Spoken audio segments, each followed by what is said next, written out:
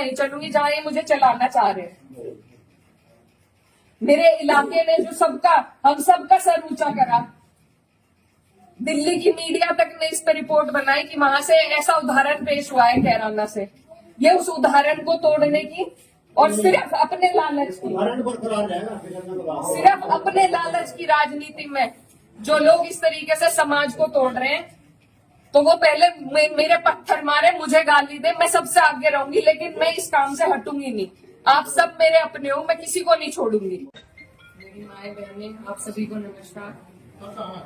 आज बहुत ही भारी मन के साथ मैं आपके बीच में आई हूँ और एक घटना ऐसी घटी गांव में जिससे सब बहुत दुखी है, सब बहुत परेशान है।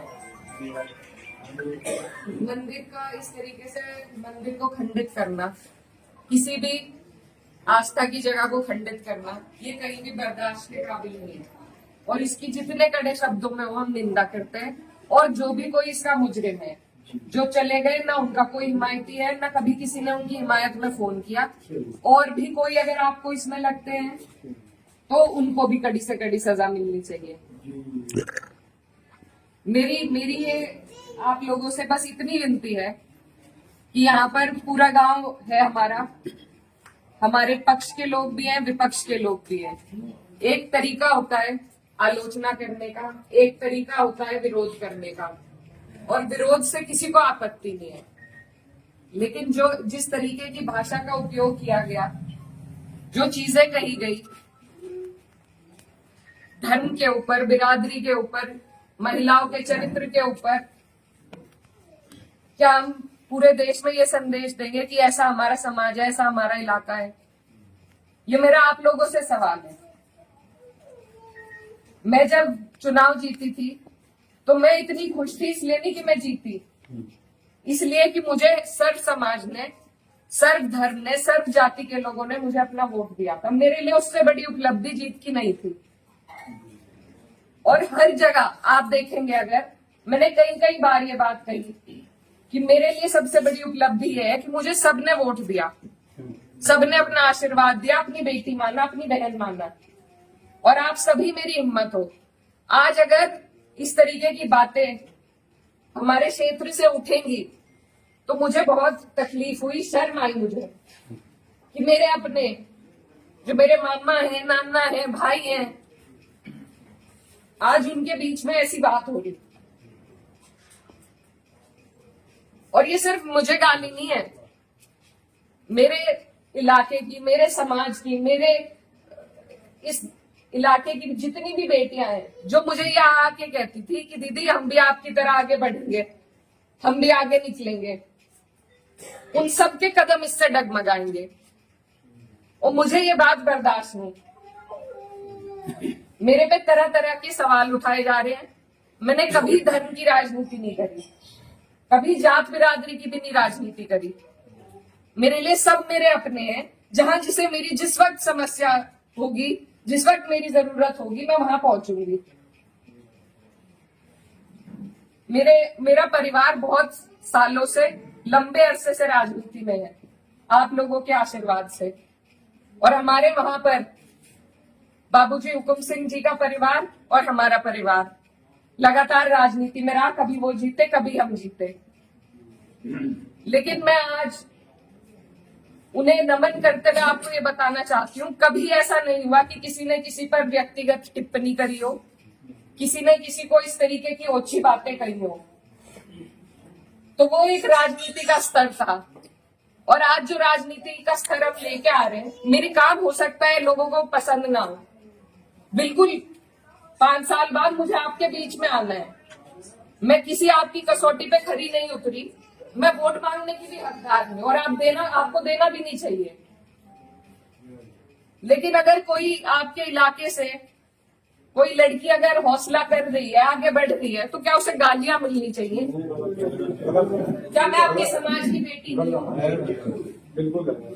ऐसी बातें रोज देख कर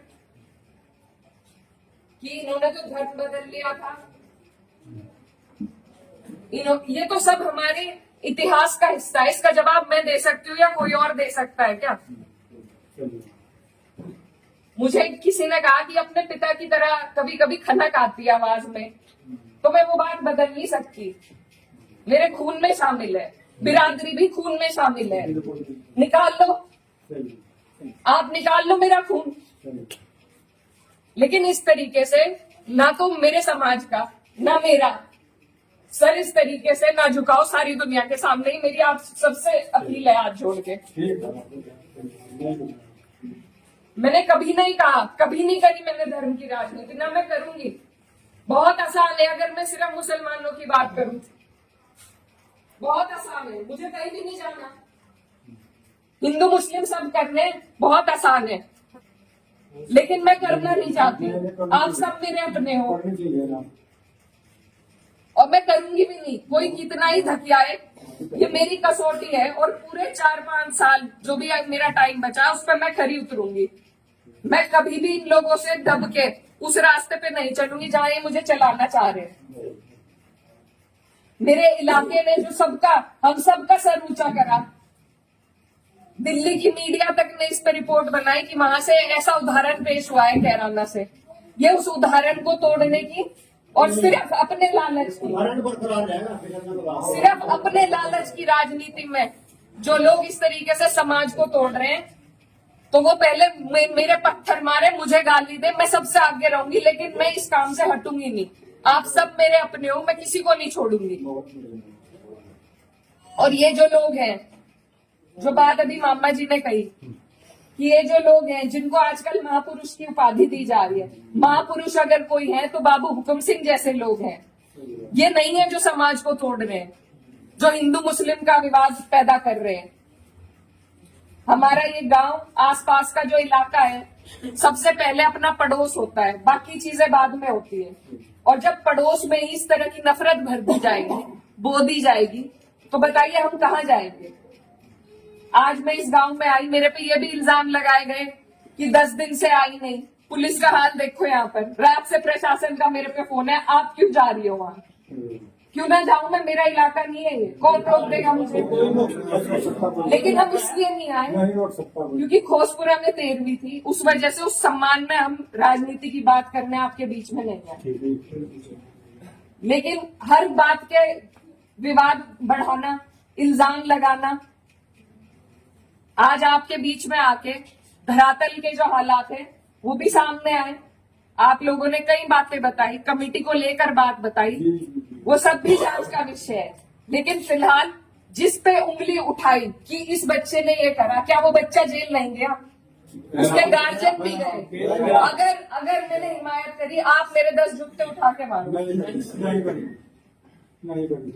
उसी दिन वो लोग जेल गए, उनके गार्जियन जेल गए। और अगर और भी कोई होता, कोई भी हो, मुस्लिम हो, मेरे परिवार का हो, मेरा सगा हो, कोई ऐसी हरकत करेगा तो उसे सजा मिलनी चाहिए और कड़ी से कड़ी सजा मिलनी चाहिए। ये प्रशासन आपके बीच में है, आप इनसे पूछ सकते हो। अगर मैंने हिमायत में किसी से भी फोन कर रहा हो कि नहीं उन्हें छोड़ दो, वो मुसलमान है, लेकिन मुझे इतना अफसोस हुआ